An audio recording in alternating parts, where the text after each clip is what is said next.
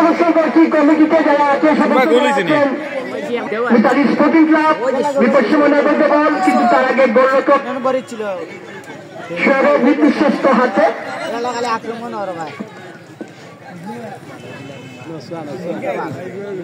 বামপান্ত দিয়ে আবারও আক্রমণ যাওয়ার চেষ্টা।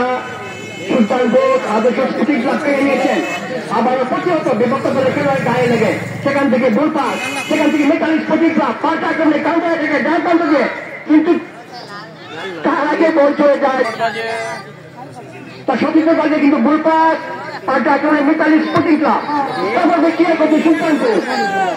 চুপ করে বিপদের সীমানায়। তার আগে মিতালি স্পোর্টিং ক্লাব চমৎকার মতো বাড়িতে সামনের দিকে বাম প্রান্ত দিয়ে আক্রমণ চেষ্টা, কিন্তু রাইট পেস সুলতানপুর আদর্শ স্পোর্টিং ক্লাব আবার গোল পাস, সেখান থেকে আবার মিতালি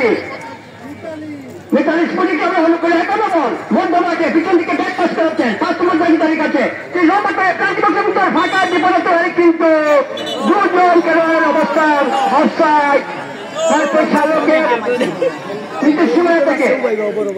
সুলতানপুর আদর্শ স্পোর্টিং ক্লাব রাইট ব্যাক লম্বা করে বাড়ি দুর্গান্ত হেড করে ক্লিয়ার করে মিতালি আবার হেডের মাধ্যমে তার সচেতন দিয়েছেন, যেখান থেকে কেড়ে নিয়েছেন সুলতানপুর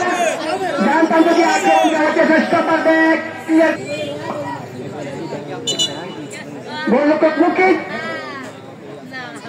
মুকিত বল বসে নিলেন স্টপার ব্যাক হাসলু, অনেক নাম দেখলাম অনেক আগে দিয়ে অনেক করে খেলে যাচ্ছে সে হাসলু তারকা ফুটবলার মিতালি স্পোর্টিং ক্লাব বর্ধকালের লড়াই দুই দলের মধ্যে শেষ পর্যন্ত করে বাজিয়ে দিয়েছিলেন, আবারও লেফটে ক্লিয়ার করেছেন মধ্যমাঠে, সেখান থেকে আবার মিতালি অনুকূলে গোল পাসের মাধ্যমে কালকা থেকে মিতালি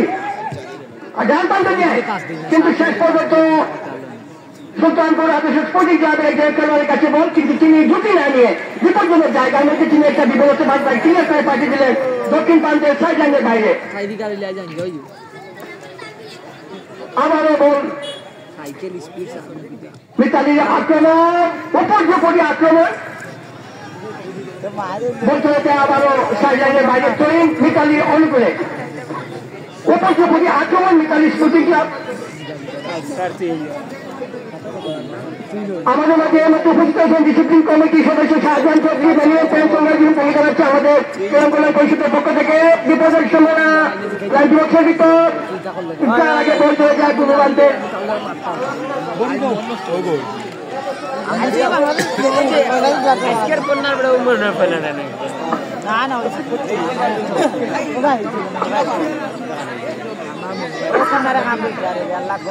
সারা 3 জন দর্শক আমরা প্রতিদিন একজনকে দিয়ে থাকি, আজকে 3 জন দর্শক আমরা নির্বাচিত